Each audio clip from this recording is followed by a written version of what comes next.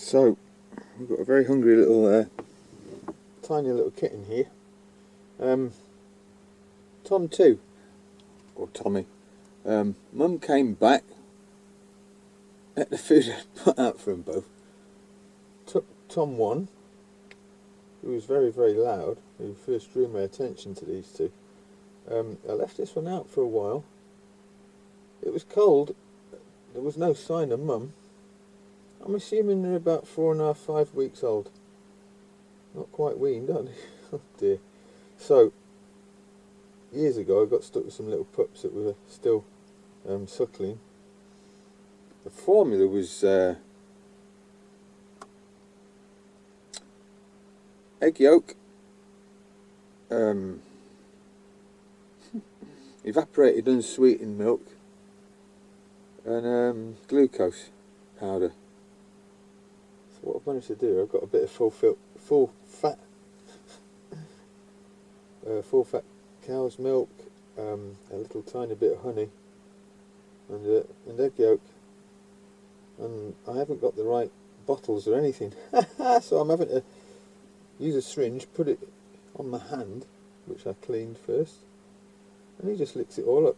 And I've got a little tiny bit of the biscuit thing that I made as well, because he did seem to eat a little bit of that, but I'm a little bit reluctant to assume that they're on solids already. That might mess with the digestive system. So, seeing as how the little cat milk solution I've made is probably very, very rich in just about everything he needs, the more of that I can get down him, the better, I reckon. Not easy though. Come on then, put. Tommy Tom. You tiny little thing. Yeah, he's happy enough. I know, you're very cute, aren't you? Right, and this is the tricky bit, is because he's looking for a teat. His face is straight into the palm of the hand there, where he's looking for a teat. He's used to getting sustenance from there now. So I'm gonna, come on, boy. Let's have a little squeak out of him, because I reckon he's probably quite hungry. I've heated this up a little bit in the warmth, so it emulates kind of bodyish temperature. I'll put it on my hand, and then it goes to the right temperature pretty quickly. It's only a tiny amount there. Let's have a look. Oh, he's got it.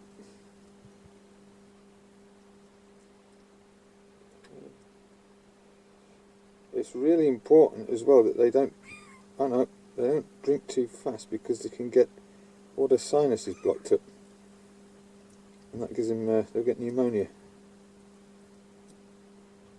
Right, well you got that, didn't you? Hey? If I put you down here, and I start dribbling onto the palm of my hand here. Come on, puss. Come on.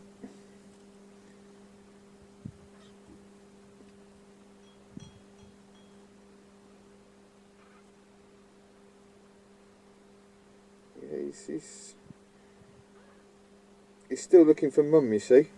Of course he is. I don't know, mate. You need a bit more of that, don't you? You're going to have to eat lots of it. You see, I've managed to get him to have quite a lot of it, but you've got to maintain his focus on it. There you go. So he licks it, he uses it all up, and then while he's trying to find some more, in the time it takes me to put him down, get the syringe and put some more on my hand, he's forgotten it's there, you see. Unless he's catching on. I think he does seem to be getting this. I mean, he's feeding more readily now than he did last time. Okay, I'll put you down there then. Right. Here's the syringe. Look, there's the palm of my hand, mate. Oops. Try doing this with two hands. But anywhere there's a nook or a cranny between my hand and the shirt, that's where he's probably trying to find the crease in his mum's, armpit where the teat is. He's not quite into this flat palm of hand thing, is he? I mean, you can get bottles with tiny little teats on them, which is ideal, but I don't have. I do think he's kind of like, he's old enough, he's strong enough, he's licking up good, you see. You know, he's not like a helpless tiny little kitten that can't do anything. He can actually support his own weight and climb about a bit. Now, I'm saying 4.5, 5 weeks old. He just might be a very highly developed 3 weeks old. His eyes are open. I can't remember the time scale. When does a kitten's eyes open then? 3 weeks? 2.5 weeks? 4 weeks? No idea. Come on, puss, it's not done yet. Hey, meow, meow, meow.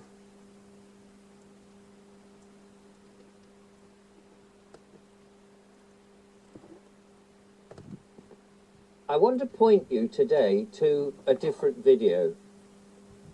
You know, normally a YouTuber would want you to watch their video, but actually I want you to not bother so much with this video, because I want you to see something else, which is absolutely important and incredible and will blow your mind, some of the stuff that's coming out. It confirms a lot of stuff that we've suspected, that we've talked about, that we've known from all sorts of different things. But if you're new here and you're here for the very first time and you're curious about what's been going on in the last 3 years, then this video that is in the link in the description is absolutely paramount to watch, because this must come out, this must be headline news, this must go across the world, because this must never ever happen again, and the people who are responsible for this must be taken to court, probably at Nuremberg. And the reason I say all of this is because it's devastating. This is the International COVID Summit, the third one, at the European Parliament in Brussels. The video is about 3 hours long. I would watch it in several chunks if I was you. It's speakers across the world who have come together and have been putting their case to account for the thing that we have had over the last 3 years and the problems from it. And it seems to me, apart from people on YouTube and a few doctors and a few people elsewhere, this is an amazing amalgamation and an official body, if you like, I suppose, of people bringing together the research findings from what we've gone, and it should be taken extremely seriously. But I bet you none of this will be on mainstream media, and the reason for that I'll talk about in a second. So there are some incredibly interesting and elucidating speakers you'll see in there. And if you don't have the time, just look at one of them in particular I found so arresting that I nearly fell off my chair. And that's about 13 minutes in. And I just want to go through some of the things that he pointed out and then give you a little bit more information about the rest of the video, because I know it's 3 hours long and it does take a bit of time, but this is very important stuff.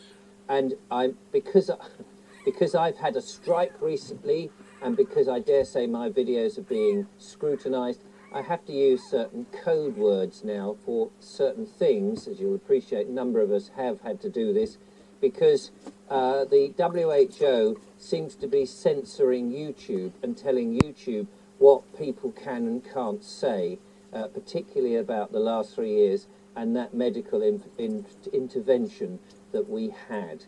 And because of that, we're all having to talk in euphemisms, but you know exactly what we're saying. So here's the thing. The pandemic that we had, 3 years ago, which came out of the blue, and we all suffered and we all had to have lockdowns and various other things. Guess what? That didn't happen overnight. This has been a long in the making. So I'm going to call it the virus, a hokey dokey virus. But you know what I mean. You know exactly what I mean by the hokey dokey virus. That apparently was first isolated, not so much recently, because it's sort of one of those things that came around. It was isolated in 1965. In 1965, I was 2 years old.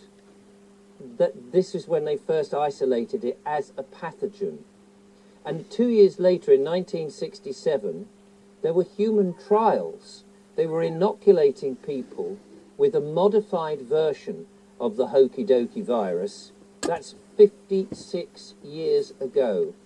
And that as a pathogen, they were injecting this into people to see what would happen. Just let that sink in for a moment. They were doing this deliberately, and this was a permitted violation of the Biological and Chemical Weapons Treaties.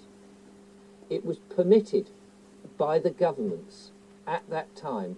You'll have to listen to the speaker because he puts it over so much more eloquent, and I've just taken out a few of these notes, and if I've got them wrong, then I apologise for that. It's not intentional to misinform you. Of course, the WHO will, of course, say this is all medical misinformation, I'm sure.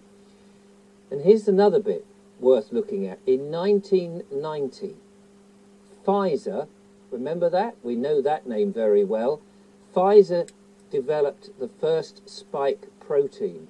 Let's call it was the first spike protein. It begins with V, like Vobes, but it's not Vobes. We'll call it the medical rescue pack, you know, that we all waited for during 2021. They were all told that we had to wait for this medical rescue pack. You know what I'm talking about. Well, that was produced and made in 1990. In 1990, so it wasn't Operation Warp Speed. I mean, how fast is that? That's 32 years, if I've got my maths right. It took them 32 years. They already knew, they already had this medical rescue pack that begins with V, like Vobes, but isn't.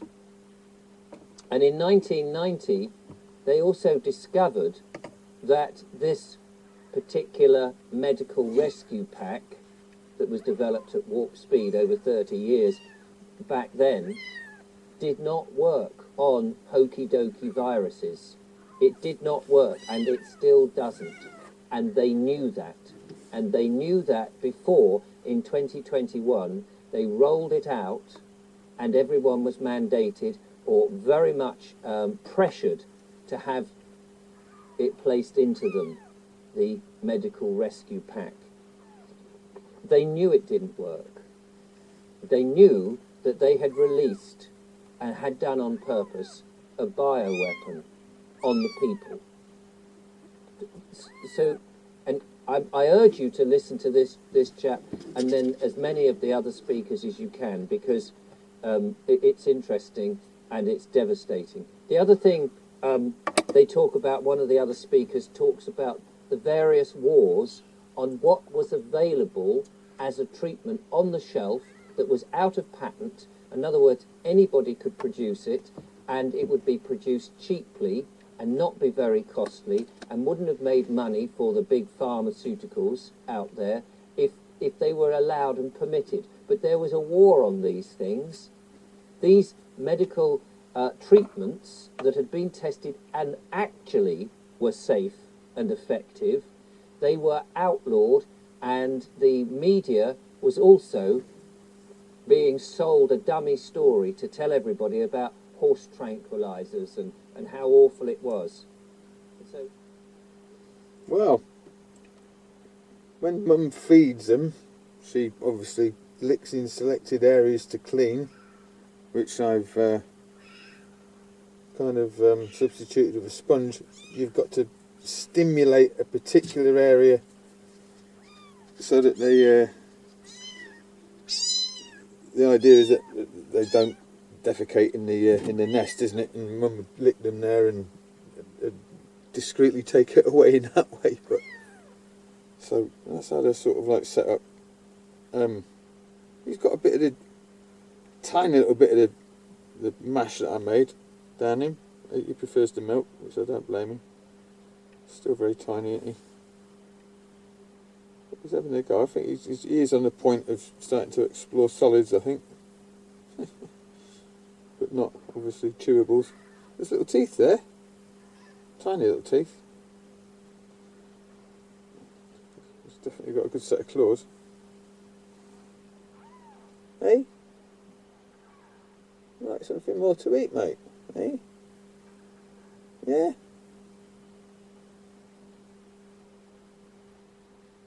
So try with a little bit more of that in the palm of my hand. You seem to be ignoring it. Oh, look, you see you. Yeah. You're in for a little sleep, aren't you?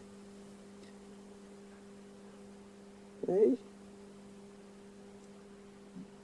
Is that alright? Tommy? Hello? You're a lovely little fella, aren't you? Hey? You have a little kip, mate? You have a little sleep? Hmm? Yeah? I'm going to put you in your little box then. Let's see if Mummy comes and finds you, eh? She'll probably come and give you a feed in a little while. Let's see if she does. Hey? She'll put you in your little nest. Hmm? But you miss her, don't you? Come on, mate. I've got to put you there because I buried myself in bits here. Come on, you active little thing, aren't you? Come on.